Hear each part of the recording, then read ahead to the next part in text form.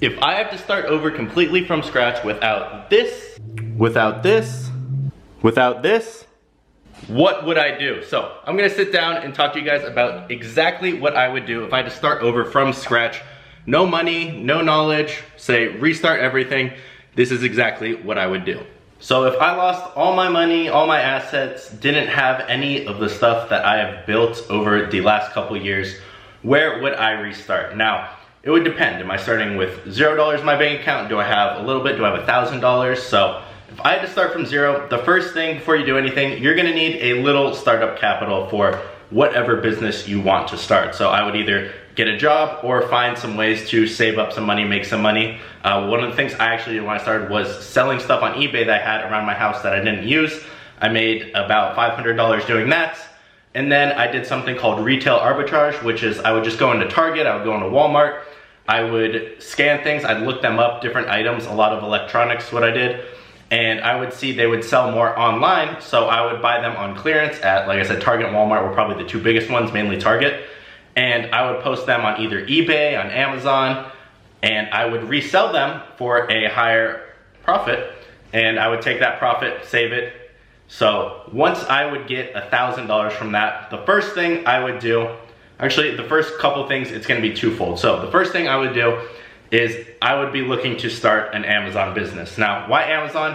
Because it doesn't take a ton of knowledge. If you know how to do the product research and the basics, Amazon is pretty simple to start. You can start with $1,000, you can start with a little less. That would be the first thing I would do. I would put tons of time into doing research on Google, on YouTube, of how to sell on Amazon. There's a lot of free information out there, and I personally would probably invest in a course if I didn't have the knowledge I have now. If I had the knowledge I had now after the money I saved up, I would start a new product on Amazon, probably spend about $700 of that on the product, and maybe save the rest for spending money on ads or different tools and whatnot that I would need.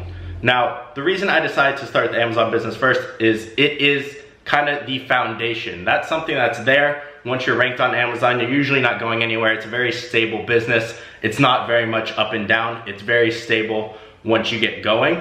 So that is the first thing I would do. I'd research, do all of that, and then start doing product research, find all of that. And while that's being done in the background, the second thing, like I said, it's twofold. The second thing I would be doing is I would be starting a YouTube channel. Now, you guys might have heard me talk about this in the past, but having a following on YouTube or just starting your own YouTube channel in general is so beneficial no matter what you're doing. If you decide to do drop shipping, if you decide to do Amazon, whatever it is, having a YouTube channel is so beneficial. And the reason being is it's kind of like a long-term play. Down the road, what I would do is I would be documenting what I'm doing as I go along.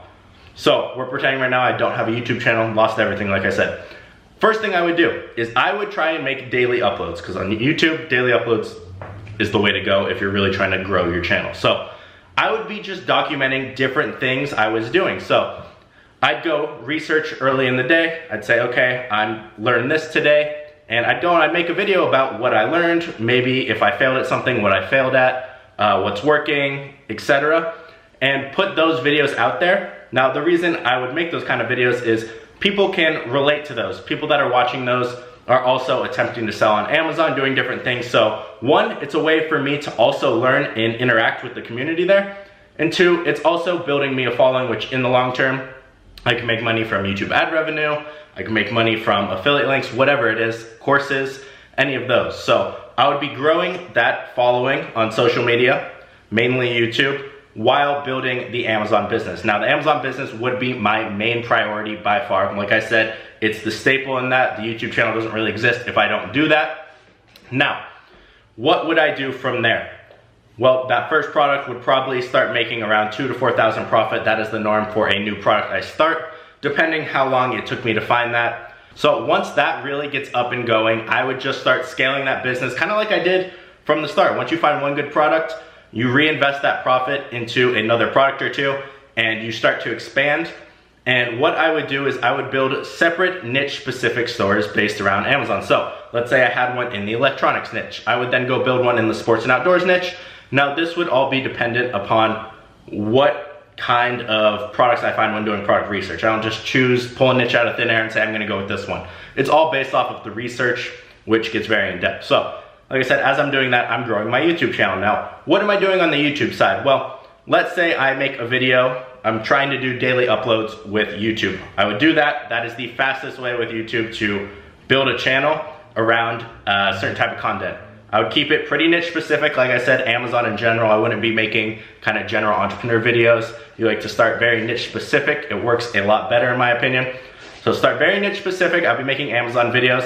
And let's say I use a tool like Viral Launch, like Jungle Scout, some kind of Amazon tool. Well, those tools have affiliate programs. So that means I get paid if someone clicks my link and goes and buys something through my link for one of those tools. So let's say I make a video and I'm saying, okay, this is what I learned, this is what I'm using this tool in this video. There's a link in the description if you want it. Well, if someone goes and clicks that, for example, with Viral Launch, I think you get $20 or $30 for each time someone buys it.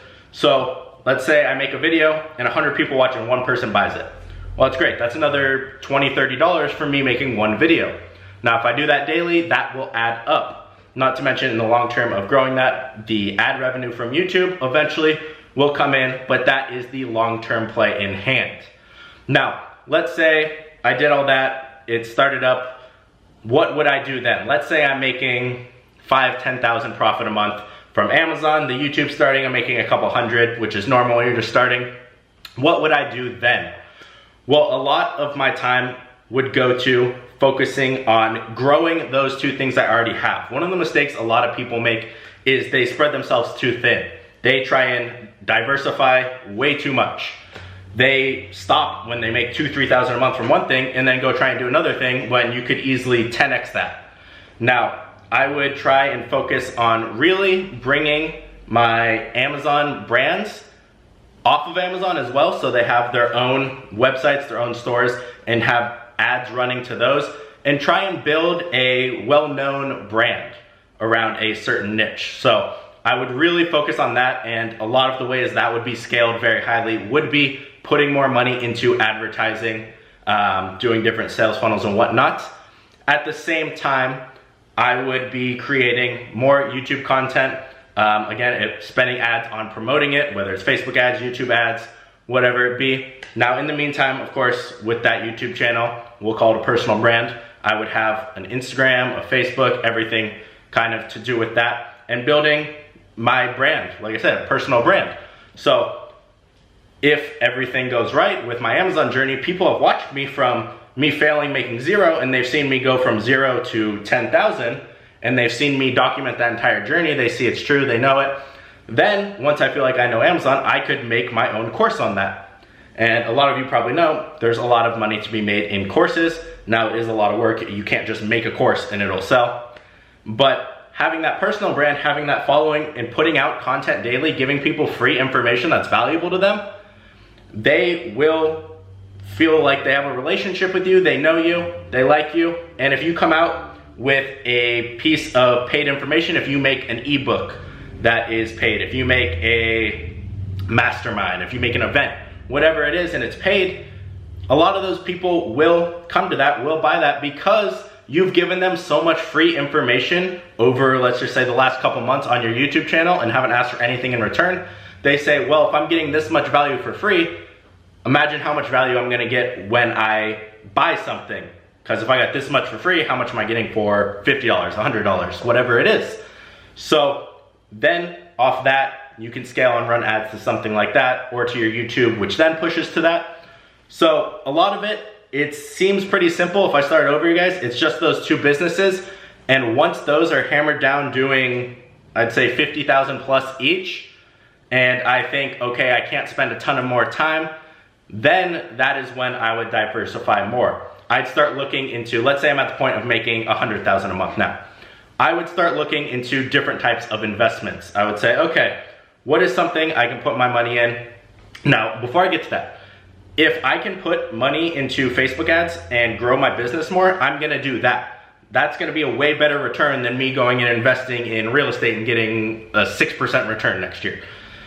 Always reinvest in your business. Not to mention, if I grow those Amazon businesses and let's say they're generating $20,000 profit a month. I could sell that business for probably $300,000 to $500,000 if I get it to $20,000, $30,000 a month. They sell for 1 to 2 times yearly profit. So like I said, if I'm making $240,000 a year from an Amazon business, and even if I've been running it for 5 months, I could sell that, like I said, for probably $250,000 to $500,000, anywhere in between there. Amazon businesses sell for a lot. So you gotta really kind of weigh the pros and cons when it comes to that. But after I feel like I've maxed out how much I can be spending on ads a day with both my Amazon store, my personal brand, and I feel like I've kind of tapped those out and those are kind of running on autopilot, which again is the goal. Once you have that profit, everything running, you can automate everything, free up your time, which is what I really did last year, and start to put more time into newer things. And it's funny because the cycle continues. So 2017, I did a lot of that, spending money on ads, growing everything, getting it there. And 2018, it started running on autopilot, and I felt like I kind of had to restart because I started learning more advanced things. And one of those things I would learn would be real estate investing. When you have more money, real estate's definitely something I would start looking into. Now, I'm not gonna give any advice on this. I haven't gotten completely into it myself. It's something I've been spending time with learning.